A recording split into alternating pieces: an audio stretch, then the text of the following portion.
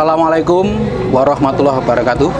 Pemirsa kajianmu yang berbahagia, kali ini saya akan berbincang-bincang dengan kedua orang tokoh kita. Saya sangat berbahagia kali ini kehadiran tamu.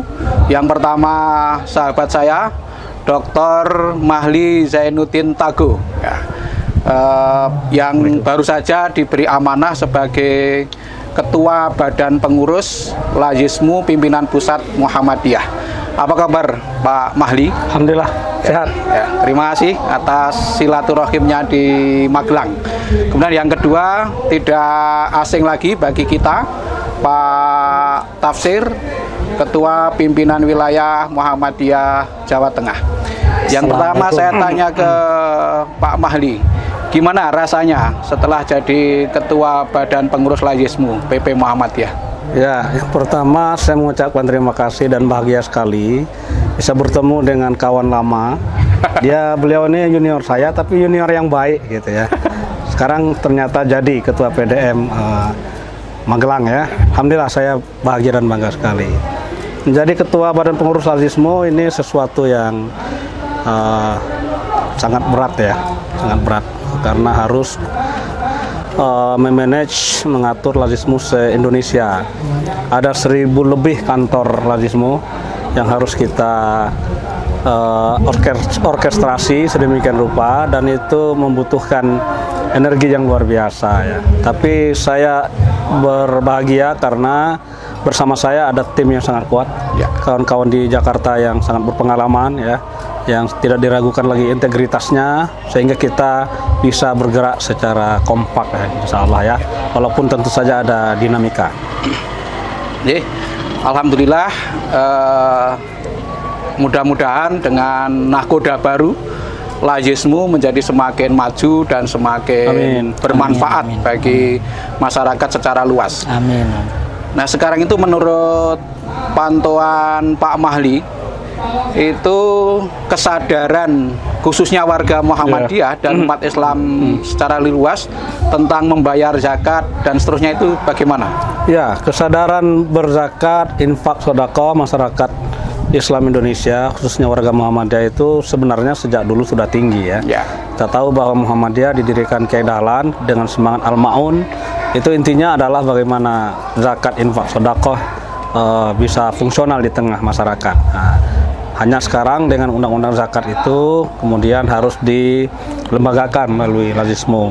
Nah, di sini tantangannya adalah bagaimana membuat lembaga amil zakat itu memperoleh trust ya dari muzaki sedemikian rupa, dan seiring dengan usaha-usaha perbaikan kelembagaan yang kita lakukan ya, dengan digitalisasi, dengan akuntabilitas, nah maka kepercayaan itu terus meningkat ya, dan itu angkanya sangat signifikan dari tahun ke tahun. Sebuah kegembiraan ya, ada kemajuan dalam pengelolaan Lazismu. Kalau di Jawa Tengah sendiri gimana Pak Tafsir?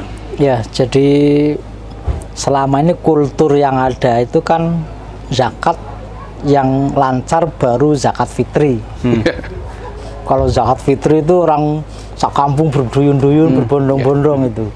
Kalau malam takbiran betapa ramainya orang berseliweran untuk menunaikan zakatul fitri, atau bahasa populernya zakat fitrah. Tapi belum demikian dengan zakat mal. Zakat mal ini belum sebagaimana yang diharapkan.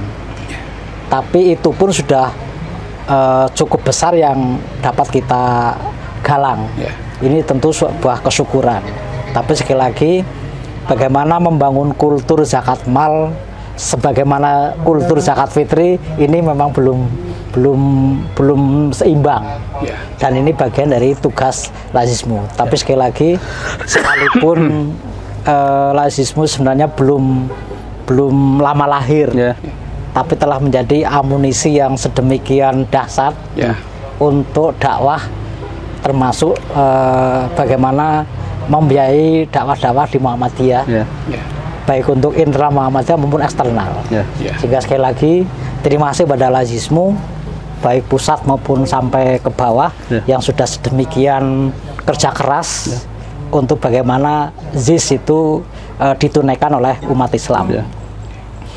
Sehingga sekarang sudah memperoleh zakat lazismu tidak hanya amanah, kemudian jujur, tapi juga profesional. Profesional artinya standar akuntabilitas yang ditentukan oleh lembaga yang berwenang. Kalau dulu kan modalnya hanya jujur, tapi akuntabilitasnya kan tidak ada standar. Pokoknya ditakmir, dikumpulkan, bagi, selesai, nol. Nah, sekarang tidak hanya sekedar itu, tapi ada standar profesional yang kualifikasinya dibangun, ditentukan oleh lembaga yang berwenang. Kalau lazismu secara manajemen sudah terbukti dan teruji, ternyata kesadaran berzakat belum juga meningkat, itu kendalanya apa Pak Mahli kira-kira? Ya, mungkin pada aspek edukasi ya. Kita harus lebih meningkatkan lagi bahwa filosofi semangat memberi itu adalah sesuatu yang akan kembali kepada kita sendiri ya.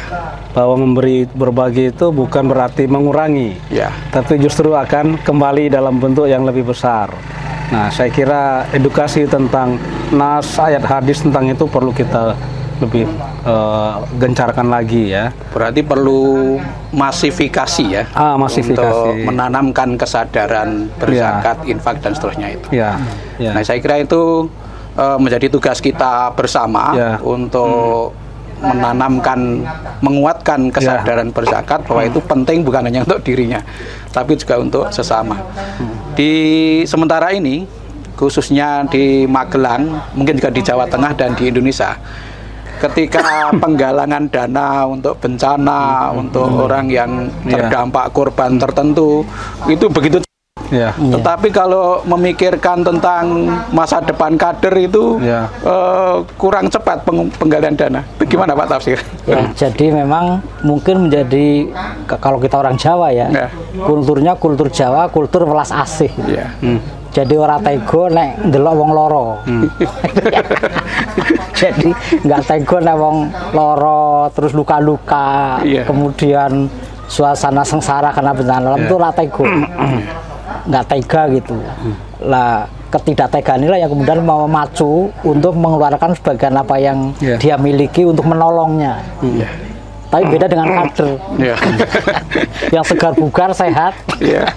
Begitu kita menggalang dana untuk sekolah kader, kayaknya beku gitu. Tapi ini mungkin karena menyangkut kultur mental kita. Tidak tega ketika melihat orang susah, melihat orang luka, gitu, melihat orang terkena musibah, bencana, itu nggak tega. Sehingga begitu mudahnya kita gerakan untuk menyumbang, sehingga penggalangan dana bencana begitu cepatnya, begitu mudahnya, begitu masifnya. Tapi beda misalnya ini kader mau sekolah, ini kader mau sekolah, butuh biaya, itu tidak mudah sebagaimana nggalang dana untuk bencana. Sekali lagi langkah ini terkait dengan kultur, karena kultur ya memang tadi edukasi yang terus menerus, bagaimana kultur itu berubah.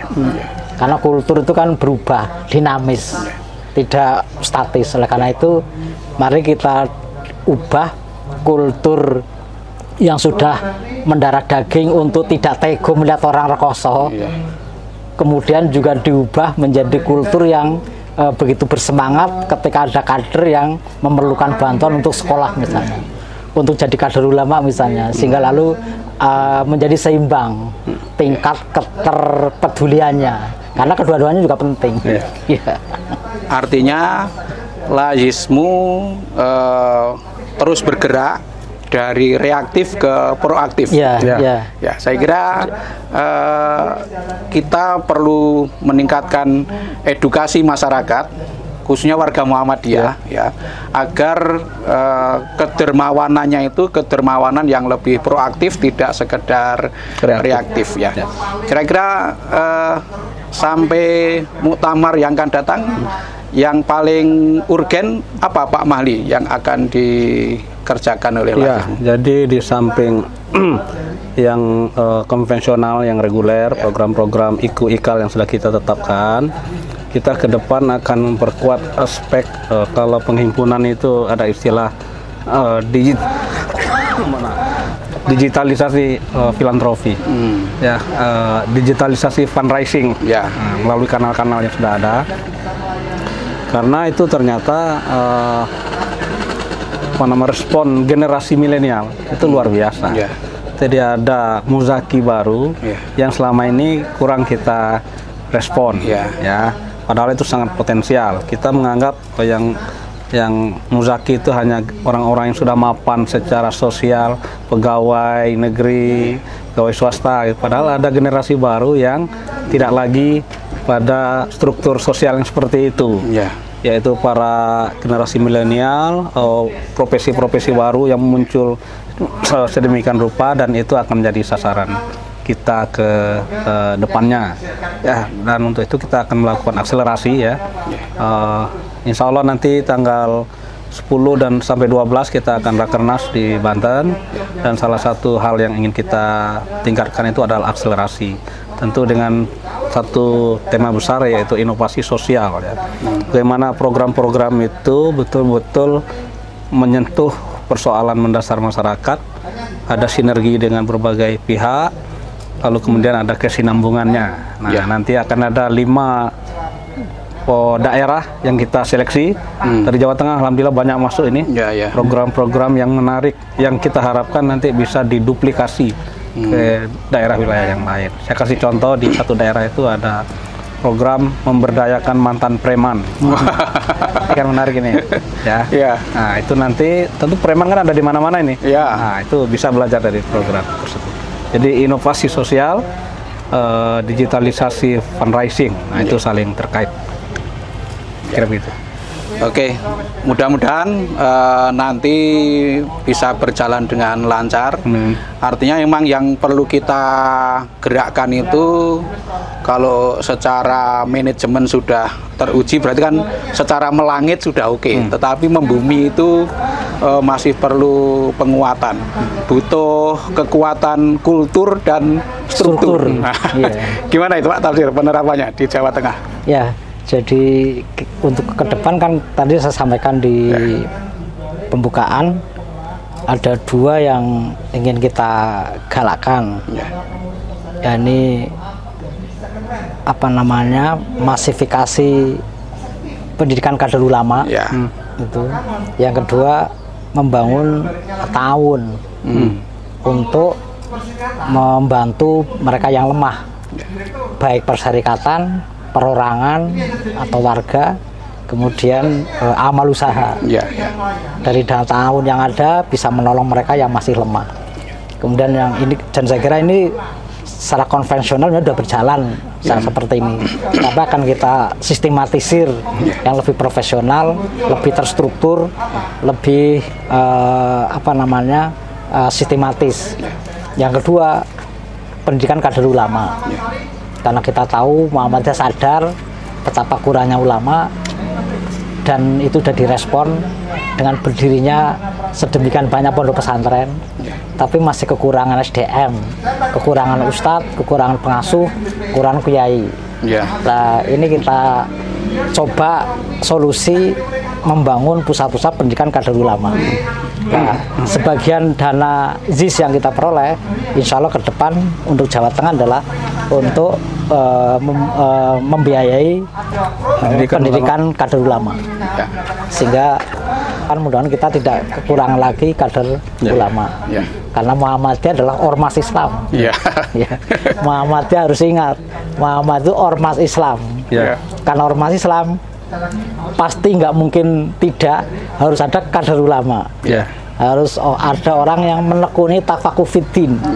Persoalannya siapa yang tafakufiddin? Tidak hanya butuh SDM, tapi juga butuh pembiayaan. Dari mana? Salah satunya adalah lazisme. Maka ini menjadi perhatian besar di Jawa Tengah. Bagaimana mendirikan pusat-pusat pendidikan kader ulama. Saya kira ini gagasan cemerlang untuk ke depan bagi menyiapkan kader-kader persyarikatan yang khususnya fokus pada tafakuh fiddin. Mudah-mudahan ini menjadi kesadaran dan kesadaran seluruh warga Muhammadiyah, lebih-lebih pimpinan. Nah, kalau para pimpinan persyarikatan semua tingkatan itu memberi teladan dalam filantropi proaktif tadi yang berwawasan ke depan, nah insya Allah gagasan atau harapan kita sekalian tentang menyiapkan kader-kader yang fokus pada tafakuh fiddin itu akan menemukan jalan yang terang.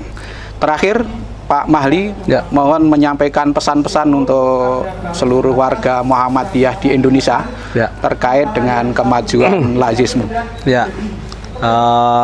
Para warga perserikatan seluruh Indonesia, khususnya para amil lazismu, alhamdulillah kita terus bergerak, kepercayaan masyarakat makin tinggi, tetapi kita harus sadari sepenuhnya bahwa tantangan kompetitor kita juga makin berat Nah, maka kita berpastabikul khairat untuk meraih kepercayaan masyarakat itu, dan dengan akuntabilitas, profesionalitas yang selalu kita jaga, kita akan memperoleh kepercayaan itu.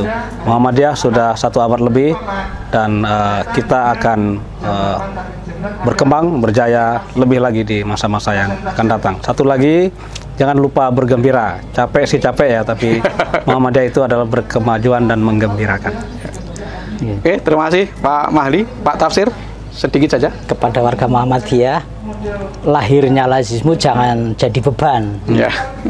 Karena lazismu justru mempermudah Bapak Ibu semuanya menyalurkan kewajibannya. Karena zakat bukan kewajibannya lazismu. Zakat kewajiban seorang muslim oleh Allah yang harus disalurkan. Kemana menyalurkan? Lewatnya lazismu. Maka berterima kasihlah kepada lazismu, karena dengan lazismu kita bisa menyalurkan kewajiban kita menjadi mudah, amanah, dan profesional. Terima kasih. Oke, terima kasih. Saya kira yang terakhir ini semuanya sangat jelas, baik dari Pak Tafsir maupun Pak Mahli. Lazismu bukan menyulitkan, tetapi memudahkan menjalankan kewajiban terkait dengan harta bagi seluruh umat Islam. Percayakan filantropi Anda, baik zakat, infak, sedekah, wakaf, dan lain-lain melalui lazismu yang terdekat. Demikian perbincangan kita pada kali ini, mudah-mudahan bermanfaat bagi kita sekalian. Terus berfilantropi proaktif, bukan reaktif. Billahi taufik wal hidayah, nasrun minallah wa fathun qarib. Assalamualaikum warahmatullahi wabarakatuh. Waalaikumsalam warahmatullahi wabarakatuh.